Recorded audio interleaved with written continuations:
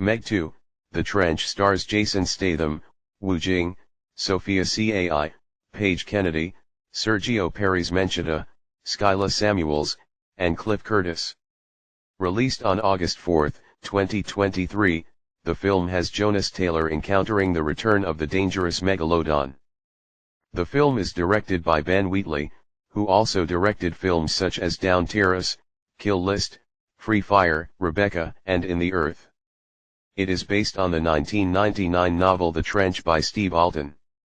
It is also the sequel to the 2018 film, The Meg.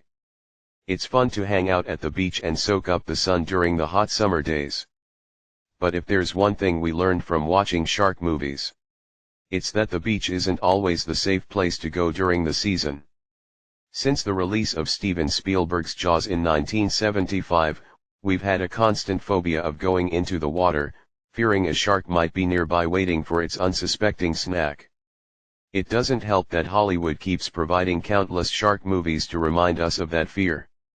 That includes the 2018 surprise hit, The Meg, which involved Jason Statham fighting the biggest shark in history, the Megalodon. Despite that film's mixed reception, it was financially successful enough to spawn a sequel, meaning we're getting another round of shark madness, whether we like it or not.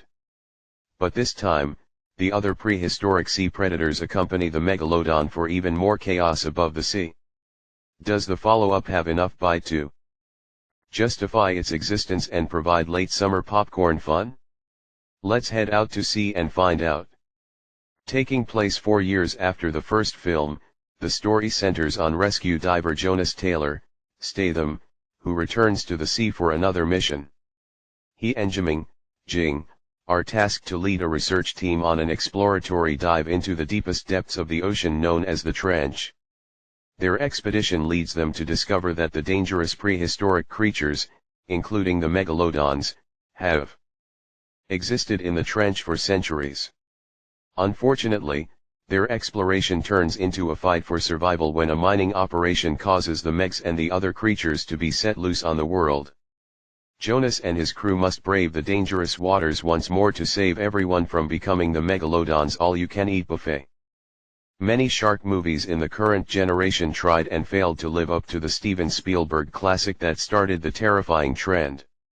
However, a few of them managed to be enjoyable snacks despite their flaws, with 2018's The Meg being an example. If you read my review of The Meg, you'd know I surprisingly enjoyed the film for being a fun, corny B-movie experience. Despite the flaws in its tone and screenplay, it was entertaining and intense enough to keep itself from being as stinky as a pile of chum. So it's no surprise that that's what I'm expecting from Meg 2, a dumb and corny yet fun ride consisting of Jason Statham battling prehistoric sea creatures. There's nothing more you could want out of it besides that. Well, except for it to be good. That's one other thing you could want from a summer blockbuster. Unfortunately for me, this latest addition to Hollywood's sequel train isn't satisfying enough to fill our appetite regarding those things. Meg 2 offers precisely what to expect for those who watched its predecessor, and that's Jason Statham protecting people, including his comrades, from vicious megs and other prehistoric sea creatures. If that's not enough, it even has a corrupt mining operations team for him to fight as a bonus or feed them to the beasts, whichever works. So clearly, what you get from Meg 2 is a carbon copy of every action film we've seen dozens of times, but with giant sharks.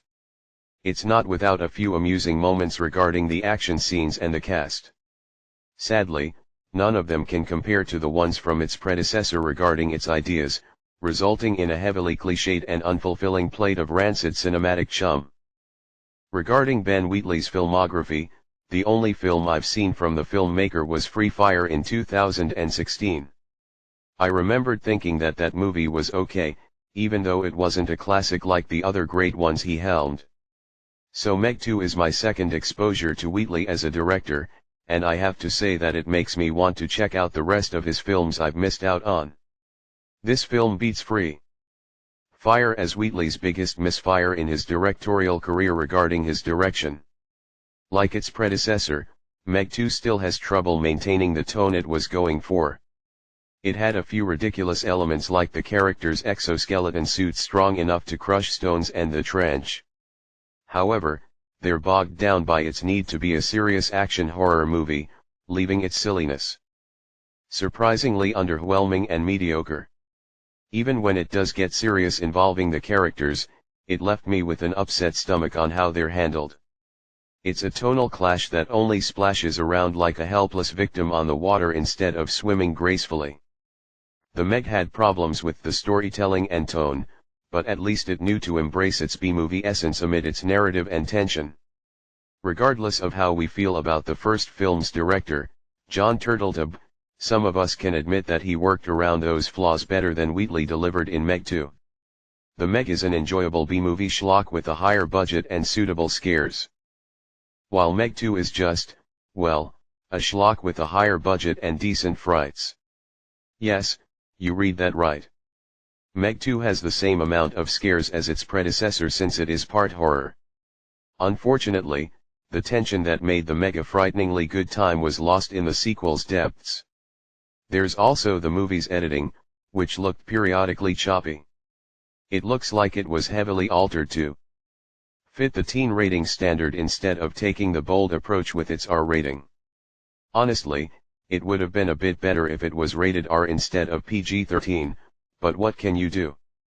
As mentioned before, the film's screenplay was admittedly a mishmash of narrative cliches that were done in other movies, but they did not work as well here as they did in those films. You have an evil mining operation damaging the environment, a monster terrorizing and killing people, and a father-slash-daughter relationship between Jonas and his stepdaughter mating, CAI.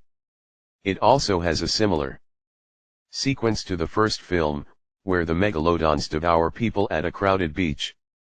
The movie attempted to juggle every piece of cliché with multiple sharks and some absurd ideas but ended up fumbling them almost every time. Because of this, it resulted in its thrills being surprisingly tame. Even worse is that it suffered from one-dimensional antagonists and a predictable twist involving one of Jonas's crew members that I saw coming a mile away. It's a lackluster and derivative script filled with elements that were appropriately executed in other films, especially ones with sharks that eat people. While it has the same flaws as its predecessors, but worse, Meg 2 retains a couple of elements that made the mega splash. One of them is the actors, who did enough with their performances to keep me entertained. Unsurprisingly, Jason Statham was a delight to watch, as he once again serves as the glue that barely holds the ship together. Yes, he plays Jonas Taylor like he portrays any other character in an action movie, but isn't that why we love him as an action star? His action scenes were enjoyable despite the editing, and his charisma is just as charming as I'd expect from him. Wu Jing also has a couple of amusing moments as Jiming to serve as a replacement for Li Bingbing from its predecessor. Sophia Cai reprised her role as Mei Ying Zhang, and I thought she did alright. It's not extraordinary, but tolerable nonetheless. There's also Paige Kennedy returning as DJ, but sadly, his comedic chops in Meg 2 fell flat compared to his humor in the first film. Another element was the movie's visuals. While some CGI effects aren't as convincing as others, they leave an impressive bite regarding the designs for the megalodons and the prehistoric monsters. Even better, the visuals and backgrounds were nicely finalized in the 3D format. Yes, I did see this movie in 3D, which has been a while since I've seen something in the third dimension. The film had a couple of 3D sequences that were worth the extra $3, including the beginning and the trench sequence. Was it as revolutionary as the Avatar movies? No, but it did showcase how to use the third dimension as an immersive experience instead of a pointless gimmick. Overall, Meg 2, The Trench is a pile of rotten sequel chum that'll leave non-fans of its predecessor and casual moviegoers with an upset stomach. What seemed to be another cheesy fun ride through dangerous waters is actually a pointless and unfulfilling follow-up that lacks the first film's B-movie charm. It's got a few mildly amusing moments that'll entertain several people who enjoyed the Meg including Jason Statham and the visual effects. However, they're not enough to escape from the bottom of the food chain due to the film's heavily cliched script, uneven tone, underwhelming direction, and choppy editing. It's safe to say that staying away from these waters is the right idea. 4/10.